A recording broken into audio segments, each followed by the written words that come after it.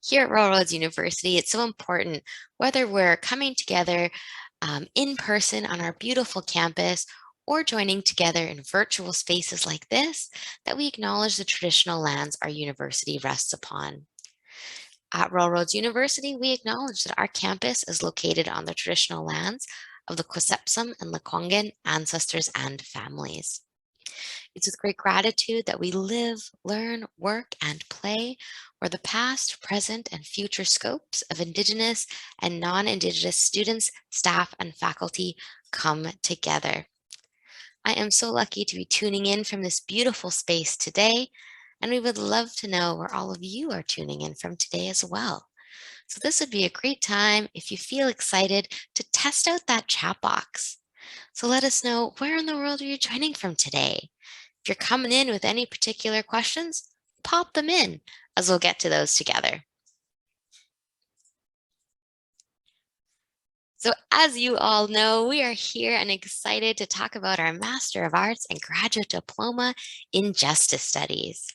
My name is Selena Kunar, and I'm an education specialist here on campus, and I am thrilled to be with Dr. Michael Young, the director of our School of Humanitarian Studies, as well as program head of these awesome programs. Hey, Michael, thanks so much for being with us today. My pleasure. Glad to be here and welcome everyone. We're going to hear from Michael again in just a few slides. But before we kick into the program itself, we want to just give you a snapshot of our university. So for those who may not have visited our space previously, we're located here in Victoria, British Columbia. We're very lucky, being one of the most mild climates in Canada, that these photos do a pretty good job depicting what our campus looks like year-round. So on this slide, you can see Hatley Castle, claim to fame being in movies such as the X-Men series, Deadpool, and some Disney franchise as well. But beyond that castle, you see some of our learning and teaching buildings. Around that exciting space, we have things like curated gardens. So on the slide, you see our Japanese gardens. We also have rose gardens, Italian gardens, as well as a variety of different hiking and walking trails, as our campus is situated on over 500 acres of overgrowth forest. Just beyond the learning and teaching buildings, beyond that castle, we have Esquimalt Lagoon. And that's actually a registered bird sanctuary. So not only is our campus filled with students, staff, faculty, community members, but some exciting animal critters as well. And then the bottom photo of this slide, you should be able to see online learning.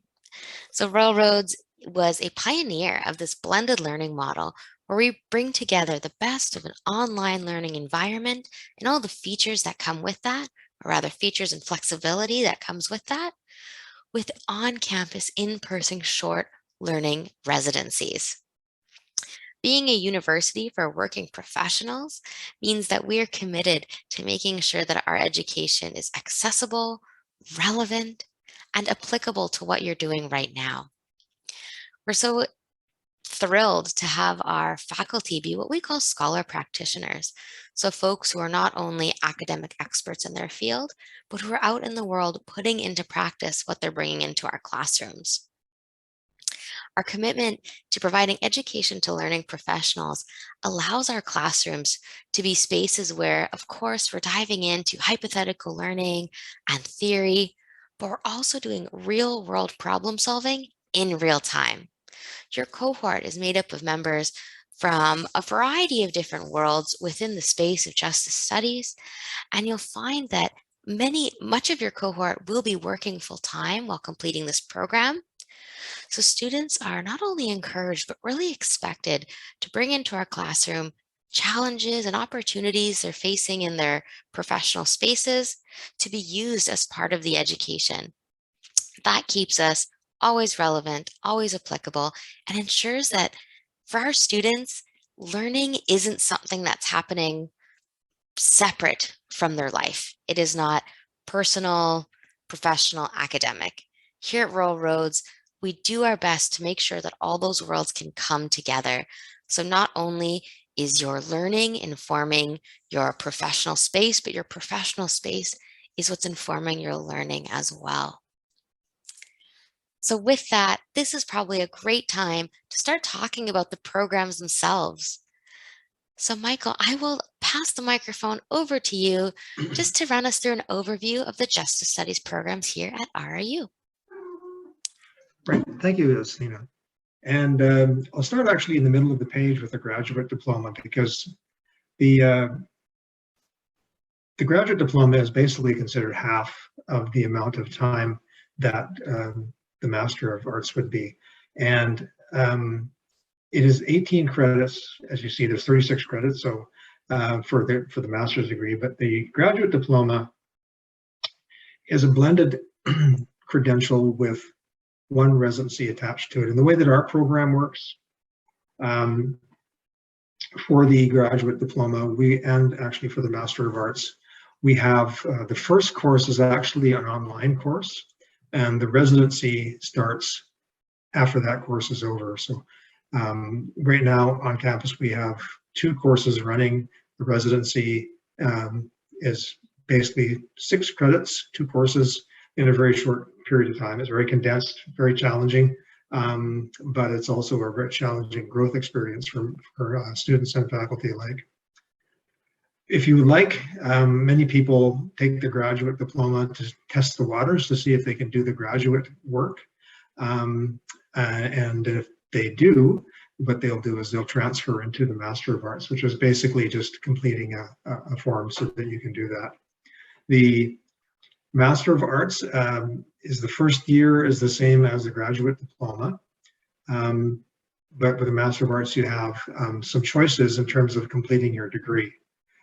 The 3 options that we'll talk about a little bit in a short time here, but basically you can do it by coursework, you can do it by thesis, or you can do it by a field practicum, or whatever the word is we're using right now. It changes a little bit from time to time, depending on what kind of language is being more popular within the outside world. Now, am I supposed to be speaking about the Bachelor of Arts as well? Okay, I'm seeing you nod. So the Bachelor of Arts is a completion degree, which means you've taken years 1 and 2 somewhere else, or you've been granted credit based on your work experience, and we call that a flexible admission. And that flexible admission also applies to the Master of Arts and the graduate diploma. And I know we have slides of those coming up. Now, it is a completion degree, so you have 1 year that you can have what I call the no fun year, where you just basically study for 12 months. You take 20 courses, or the equivalent of 20 courses in this one year. Or you can do a blended version, which includes 2 residencies as well. And that is done over the 2-year period. A little bit different than the graduate diploma or master's degree is that the first 2 courses in the Bachelor of Arts degree are, if you're in the blended version, are going to be the residency courses. Now, I hope I haven't muddled that too much, but we'll move on.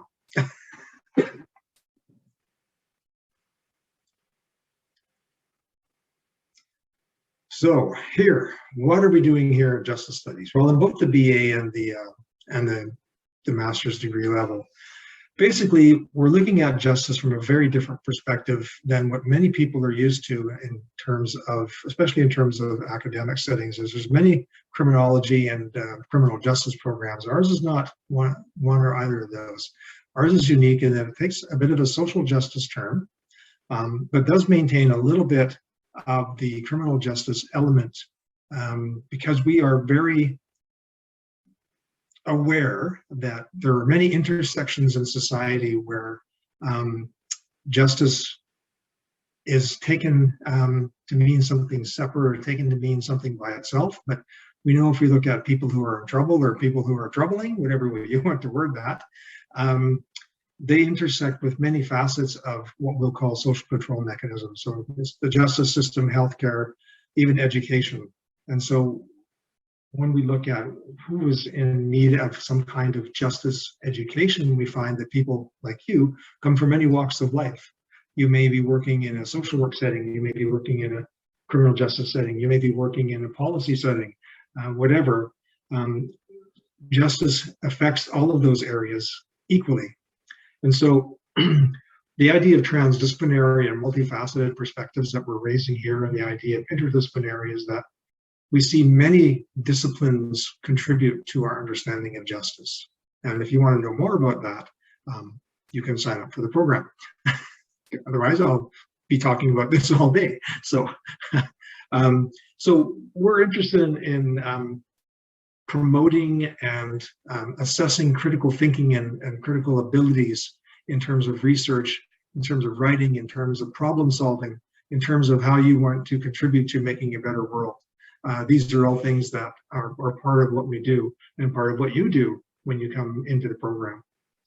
So as the bottom paragraph states there, yeah, we're working in social, community, and justice services, health, policy, policing, corrections. We're also working, or many people are working in areas that are non-criminal law related, but are still related to the justice system or the services, or providing justice services. Okay. So here we go with our completion pathways. Now this is, I would say we've done a really good job. I didn't do anything, but whoever did this did a really good job of cleaning it up because it is really complicated when you look at it at first, but it isn't that complicated once you're into it. As you see here, the thesis track is basically a lot of time is spent on your own in the second year doing research and writing your thesis. And so you'll have the basic number of courses. As you see, there are required courses for the graduate diploma. And when you finish that first year and you're going to decide you're not going to stay with the graduate diploma, you will move into the second year, and the thesis track will have a couple of courses that you have to take, and then you'll write your thesis. If you take the course-based track, you'll see there's a couple of courses that you have to take: advanced policy analysis and justice studies. And then you have some electives, and then there's a short paper course. Now the internship is the same idea, except you have an internship and a specialty course called HumZip, which is an elective, and also one more elective with a short paper added as well. So the difference between the course-based and the course-based with internship is that if you have an opportunity to work in an agency where you could actually contribute knowledge, solving a problem or working on a project for that agency, that would be an excellent opportunity for you for career-wise, put it that way. The thesis is generally considered to be more along the lines of somebody with a more academic penchant, maybe looking for future studies, maybe a doctorate degree or something. But having said all that, the landscape has changed quite a bit in the last 10 years, and people who have a course-based track master's degree, if they're able to prove themselves as being academically capable, getting into doctoral studies is not as a challenge as it used to be. Thank you. Our sample course list is sort of a description as much as it is a course list, but you see these are the courses that we have available to us in the program, and then we have this other thing called HUMS courses, and those are our electives courses. And these are all mixed together, so that's not going to be very practical to try to break these down at the moment, but you'll see from the course titles alone, we're not talking too much about what I call the 3 C's, the crops, courts, and corrections. We're talking very much about issues related to justice. So indigeneity and justice, for example, is looking at indigenous peoples and their understanding of justice and their experience with justice. We have case studies, we have child well-being, we have international justice, advanced policy analysis, and a lot of talk about transdisciplinary perspectives. Because transdisciplinarism is what we're moving towards in the 21st century in terms of having disciplines cooperate, breaking down silos, and actually being more effective in producing applied solutions to the many problems that we have. And I'm happy to answer questions about any of those courses if people have them later on. Awesome, Michael. Thanks so much. We gave you a very short amount of time to go through some pretty comprehensive programs. So thank you for that walkthrough. I'm going to take just a few minutes now to go through the application process. But as Michael mentioned, if you have any questions about our programs, courses, or anything we explored up until this slide, this is a great time to pop those questions into our chat box, as we're just around the corner from question and conversation period.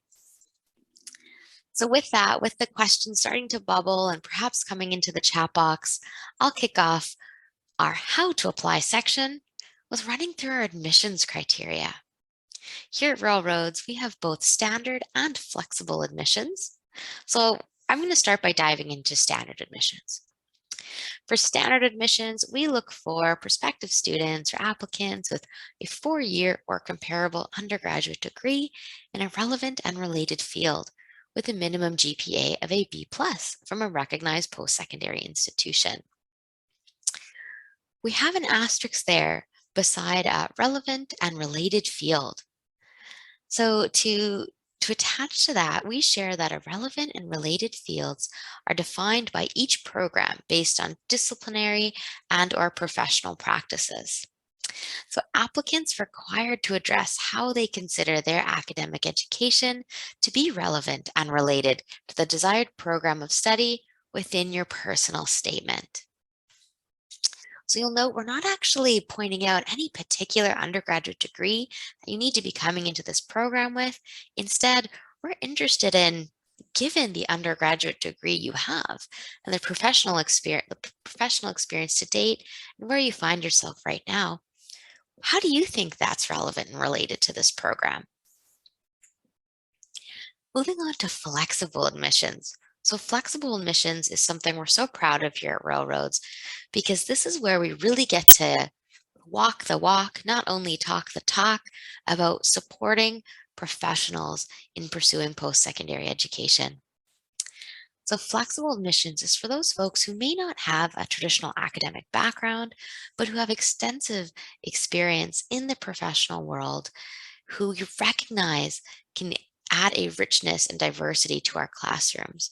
We recognize and honor the learning that comes from that professional experience, from being in your field for a long time.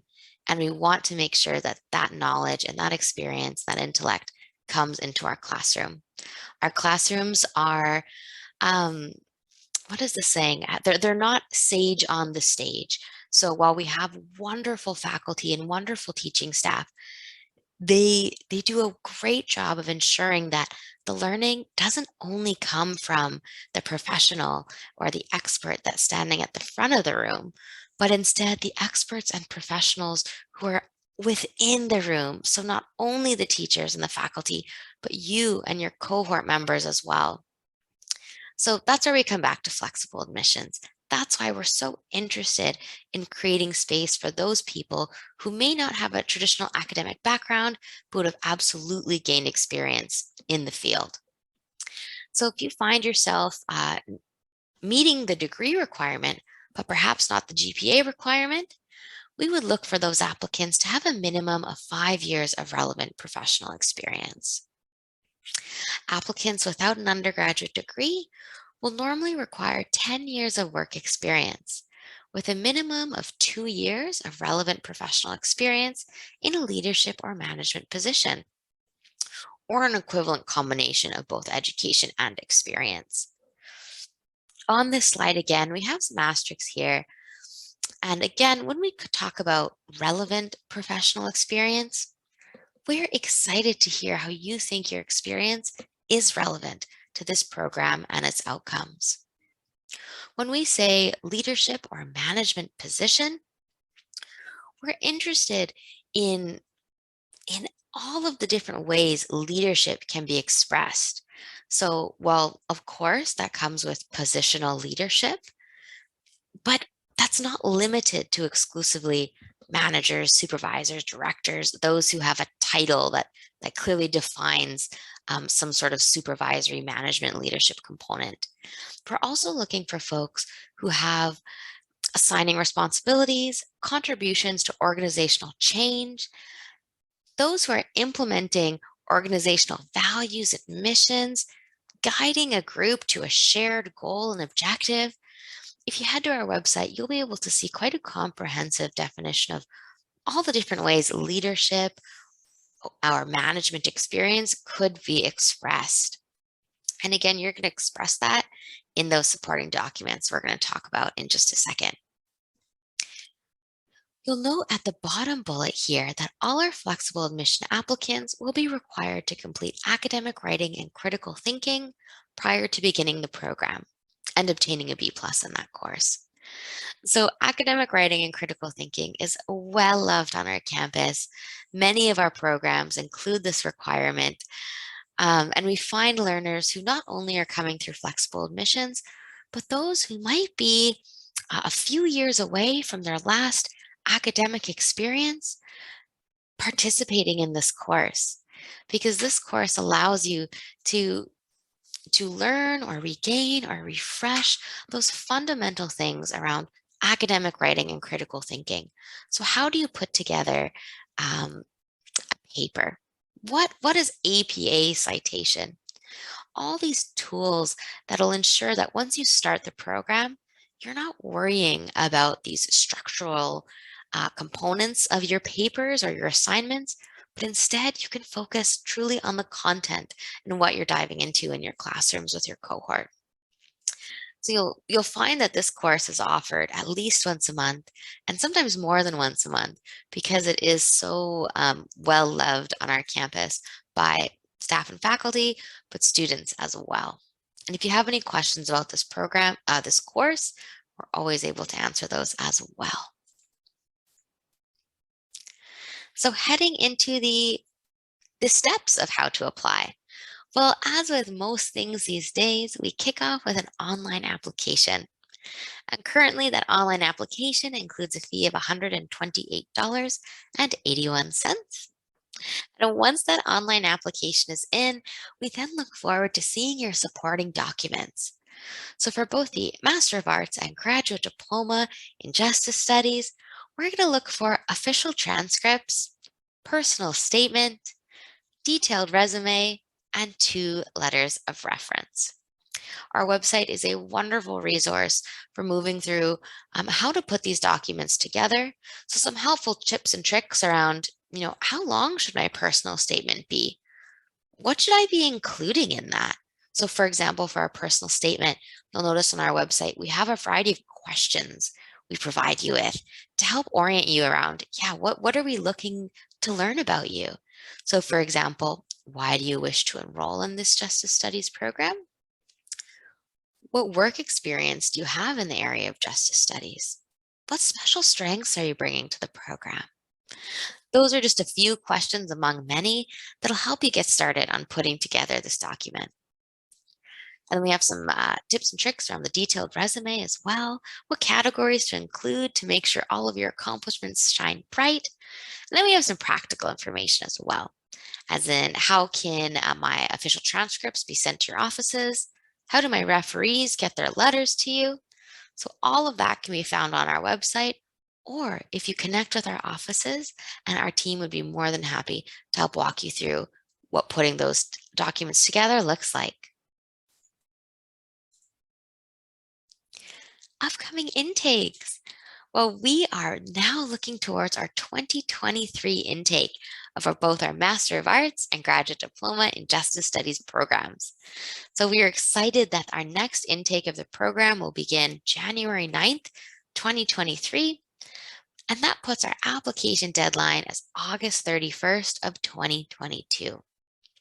We do have our 2024 dates posted as well if you're doing some future planning, future planning. So for your start date would then be January 8th, 2024, putting your application deadline in October of 2023. This is a great time for me to mention that as we look towards our January 9th, 2023 start date, And we're highlighting the August 31st, 2022 application deadline, that we're not simply going to wait until August 31st, 2022 to take a look at all the different application packages that have come in. Instead, here at Rural Roads, we accept applications on a rolling basis. So that means once your online application is in, once your supporting documents have been submitted, we're able to adjudicate your file and let you know about your seat in the program. This is particularly important to know for programs like these that intake once a year. So if you're really excited about beginning this program with us in 2023, get that online application in. It signals to us that you're interested in a seat in the program, and then we can always help you move through those supporting documents. This is also a great time for me to note that as we spoke about standard and flexible admissions is something that's assessed on a case-by-case basis. So if any of those circumstances that I said applied to you, or you felt perhaps you were close, but you weren't sure, connect with our offices. We find that's when we have beautiful conversations with folks who might have been on the verge of self-selecting out. I can assure you that if you're looking at this program, if you're joining this webinar today, if you've registered, there is something that has you aligned with this program, that there is something that is helping you be prepared for taking on graduate education in justice studies. So let us learn more about you and help unpack how your experiences can be applied to this program's admissions, whether that be standard or flexible. We get a lot of questions around financial aid, as we should. Financial planning is a huge part of looking forward towards post-secondary education.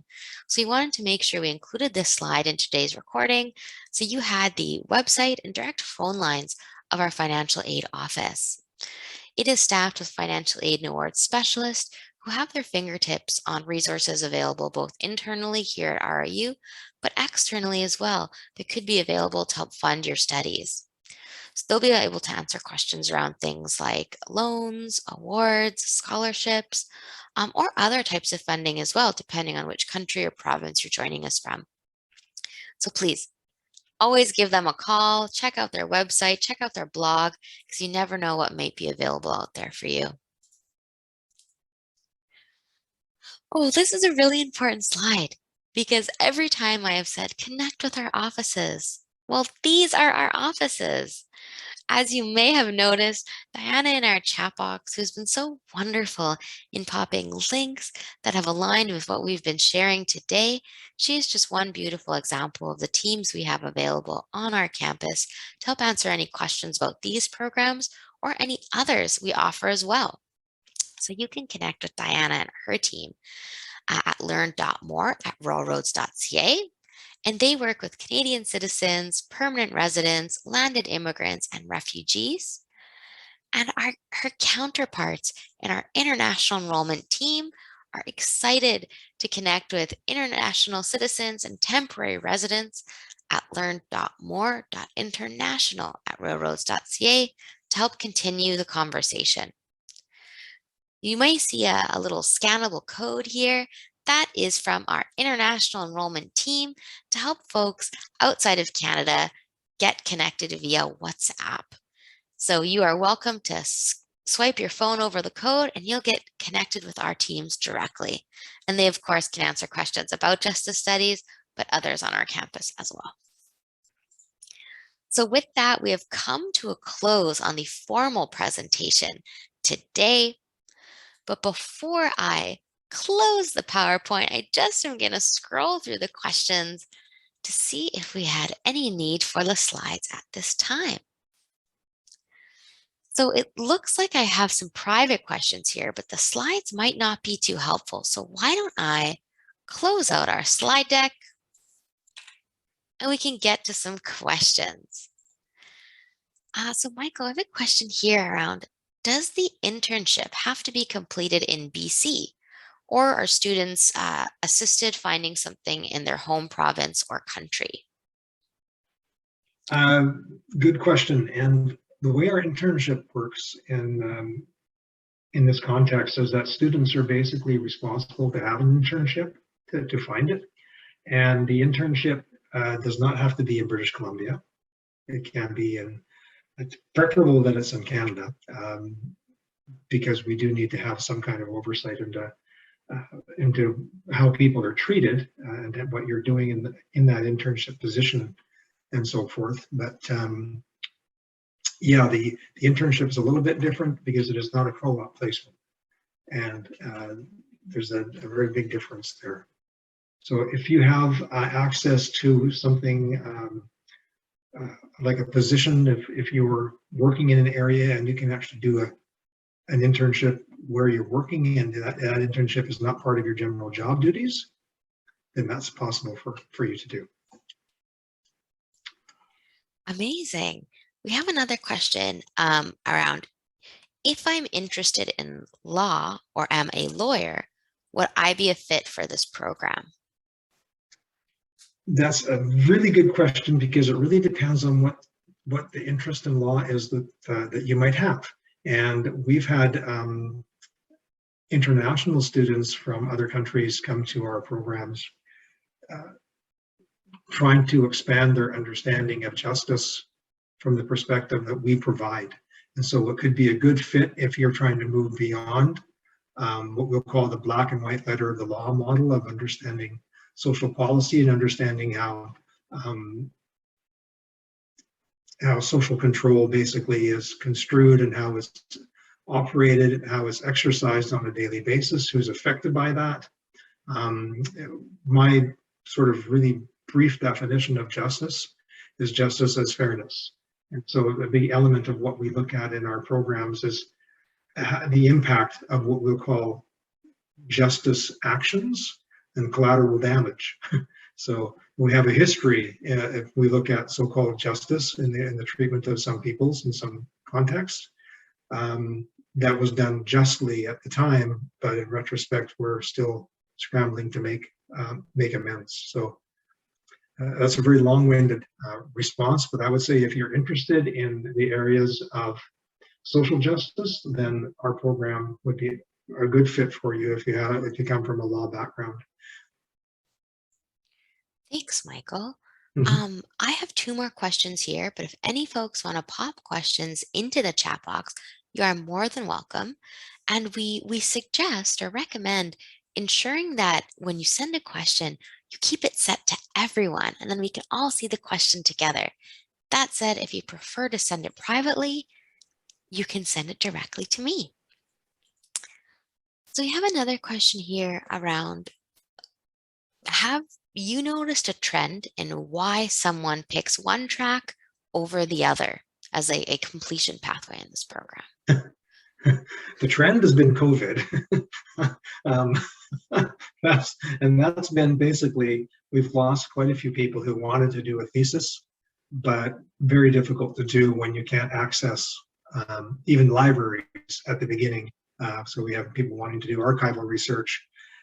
They can't get even in the archives because of that. But I think that for the most part, we'll see a heavy emphasis on, or not heavy emphasis, a bit heavier emphasis on course-based completion, because many people are working and they can do a course-based completion program, not necessarily easily, but they can do it more easily than if they're going to do a thesis that requires them to take time to go do interviews with people in a different place or that kind of thing.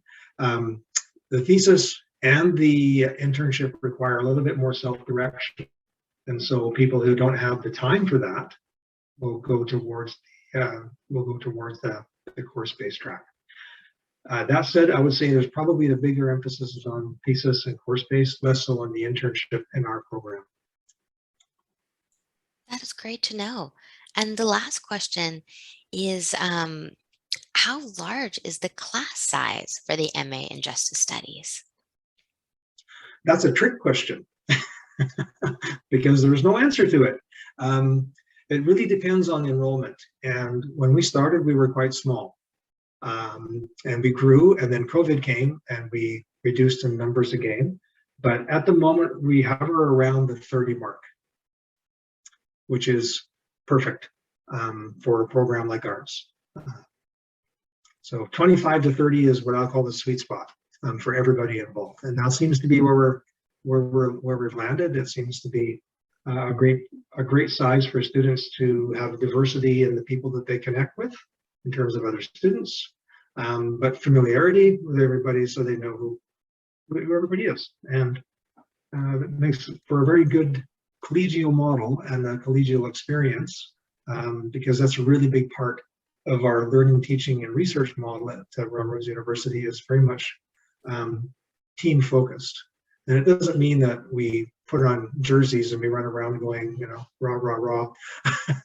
But our team focus is really about working together, you know, being collaborative, communicative, that sort of thing. Michael, you've inspired another question. Okay. So this participant has shared that their work is primarily focused in equity, diversity, accessibility, and inclusion.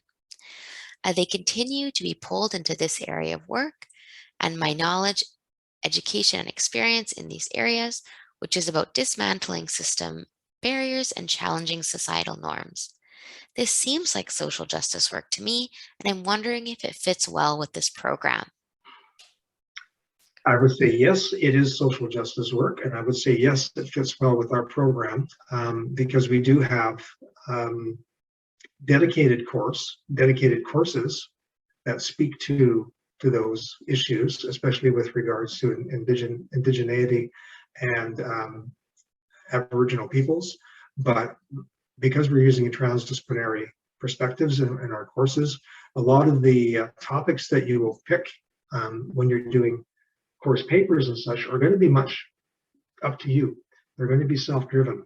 And so the people that we have working with us and providing the teaching experiences, most have that background or part of that background as well. So, and you would not be the first person to come into our program with that background. In fact, there's probably 6 people I could think of right off the bat that have that in their mind in terms of what they want to do going forward, whether it's in education or a career or volunteerism or whatever it might be. But there is that yearning and that desire to say, yeah, enough is enough. It's time to shake things up a little bit, because we actually need to do a better job in the area of equity, in the area of diversity, in the area of inclusion, and really in the area of being just. I'm going to keep sort of defaulting to that because that's really what our program was based on when we started putting it together. Yeah. What can we do better? And this is, you know, this is the one place where we can start. Thanks so much, Michael. We have another question.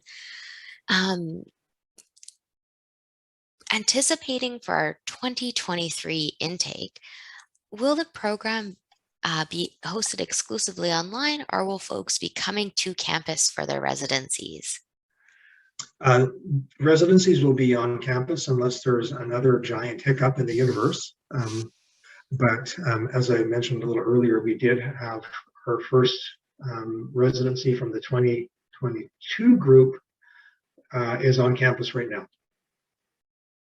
So, and I met them last week, and yeah, they're having a great time, and all of them mentioned that they were really glad to be with people. Our campus has a few residencies happening right now, and it is Yeah, so pretty busy. neat to see Yeah. everyone buzzing around. And you're right, thrilled to be here, and a good time too. The sun's out and our flowers are starting to bloom. Oh, yeah, be careful. There might be people from Ontario here. So Oh, so with that, it looks like we've come to the end of the questions for today, but know that this is not the end of the opportunities to ask questions. You can always find us at learn.more@railroads.ca and learn.more.international@railroads.ca. And Diana has been so kind to put a ton of links in our chat box. And one I'd really like to point out is the opportunity to book a phone or a Zoom meeting with some of our advisors. So I'll be sure to include that link, as well as many others shared here in our follow-up communications. and then also shared some information around when those on-campus residencies will happen for the 2023 groups. Michael, before we sign off today, was there anything else you wanted to share? Um, I think it's really interesting to see in a short period of time that our program has been running, 6 years now. There is a really interesting shift in terms of the type of students who is coming to us and the interesting projects and ideas and challenges that they're looking at. I mean, everything from human trafficking to reconciliation. And those are sort of the severe ones, but there's also people working in the area of equity and diversity in education and access, and the idea of universal access to education, and all these great topics. I mean, the only limit is what people are interested in. And so I think that's the important thing to underscore here, is that what your interests are, if they dovetail with the idea of justice as we're defining it, you will thrive. You will have a good time here. I mean, you will work hard, but you will actually really get something out of it. I mean, I'm only saying that because that's what I'm getting told. That's the feedback I'm getting. Absolutely. And actually, we've had some wonderful webinars that really capture some of the topics we're exploring in our classrooms and some of the people who find themselves in our classrooms. So what I can do is, in the webinar follow-up, I'll include a link to some of our conversations with past students, but a link to our special topic webinar that Michael, you had hosted last year, that so beautifully turned from a conversation about, you know, a challenge folks are seeing within the space of justice studies that has now blossomed into research that you're conducting across the province, Michael. So I'll be sure to include both of those links for folks to kind of explore justice studies at Rural Roads further. Yes, that's good. I mean, it is a really good idea because again, we're only limited by what we put on for blinders. And I think that was the great thing about the webinars opportunities that we had because of the COVID crisis, because of the lockdown. It pushed our thinking a little bit into a different direction about how we can communicate and how we can be effective. And I think it worked pretty well. And thank you for steering that, by the way.